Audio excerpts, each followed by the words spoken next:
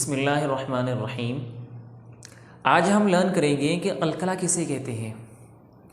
क्या पूरे कुरान मजीद में कलकला होगा या कलकला के कुछ मखसूस अल्फाज हैं, कुछ ख़ास अक्षर हैं कि जिनमें कलकला होगा।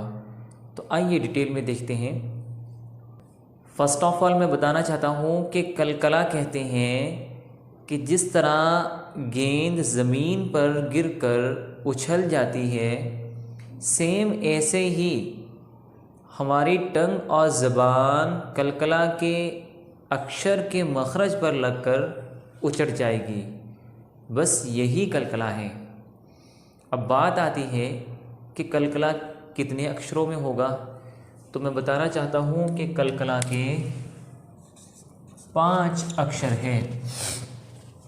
बा, जीम, दाल, तौ, क़ाफ। इन 5 अक्षरों में कलकला होगा।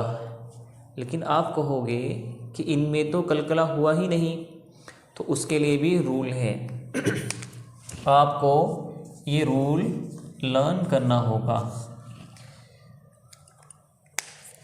कि अगर इन 5 अक्षरों में से कोई अक्षर साकिन हो या इन पर वक्फ हो रहा हो तो वहाँ पर कलकला होगा। यानी कि कलकला होने के लिए 2 बातें होनी चाहिए। नंबर 1, इन 5 अक्षरों में से कोई अक्षर हो।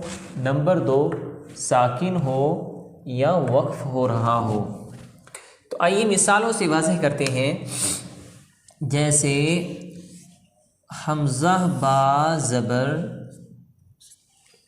अब, तो इसमें कलकला हो गया।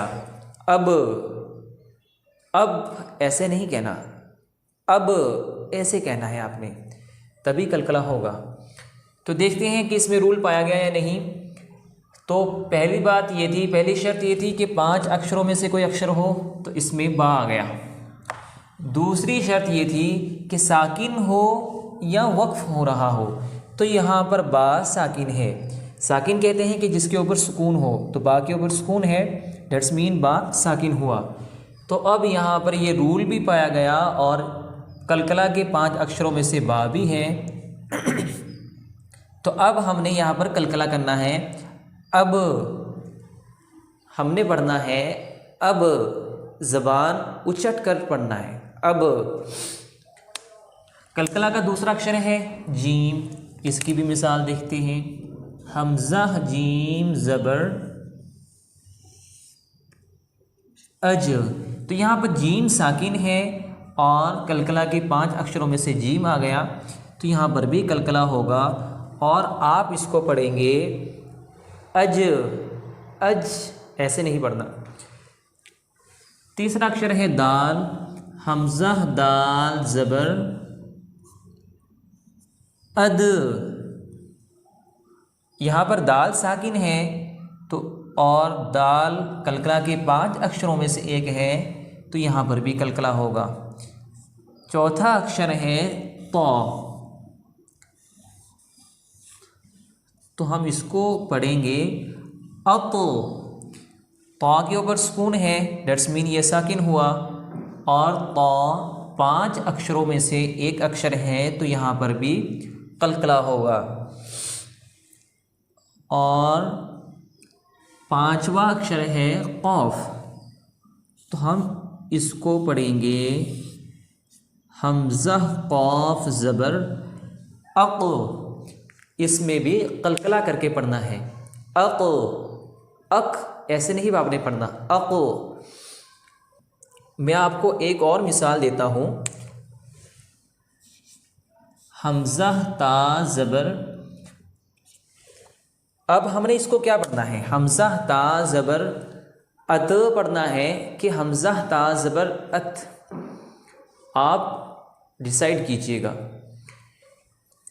ता के ऊपर सुकून है, ता साकिन हुआ, ये वाली शर्त तो पाई गई, लेकिन पहली शर्त नहीं पाई गई कि 5 अक्षरों में से एक अक्षर हो।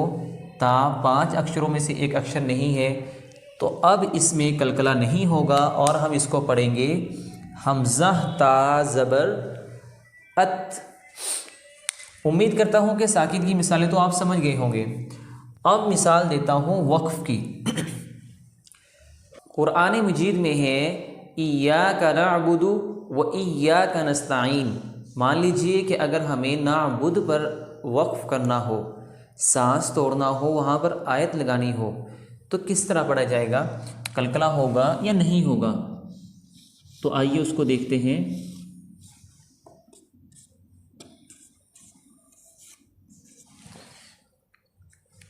तो हम इसके हिज्जा करेंगे। नून आइन ज़बर ना, बा पेश बू, ना अबू, दाल पेश दू, ना अबुदू। आगे आयत ना अबुद। तो अब हमने यहाँ पर वक्फ़ कर लिया तो ये बना ना अबुद।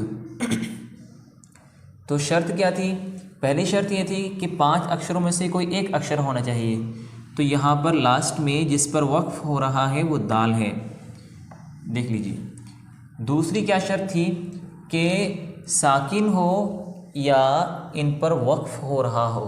तो यहाँ पर दाल पर हम वक्फ़ कर रहे हैं, तो यहाँ पर भी हम कलकला करेंगे और हम इसको पढ़ेंगे इय्याका नअबुद। बुद ऐसे नहीं पढ़ना, इय्याका नअबुद। ज़बान कलकला के हर्फ के मखरज पर लगकर उछट जानी चाहिए, जैसे गेंद ज़मीन पर गिरकर उछल जाती है, तभी कलकला होगा।